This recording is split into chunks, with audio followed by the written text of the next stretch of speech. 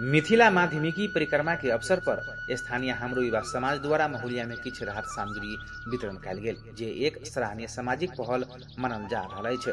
मिथिला माध्यमिकी परिक्रमा मिथिला क्षेत्रक एक महत्वपूर्ण धार्मिक यात्रा अछि, जाहिमे हजारों श्रद्धालु विभिन्न पवित्र स्थल के परिक्रमा करै छथि। यही यात्रा के दौरान बहुतो श्रद्धालु दूर दूर से अबै छथि, तें स्थानीय समाजक सहयोग अत्यंत आवश्यक होइत अछि। महुलिया में हाम्रो युवा समाज द्वारा कयल गेल सामान वितरण में श्रद्धालु सबके सुविधा प्रदान करबाक संग संग सेवा भाव के उदाहरण प्रस्तुत करैत अछि। एहन कार्य समाज में एकता, सहयोग आ धार्मिक आस्था के मजबूत करैत अछि।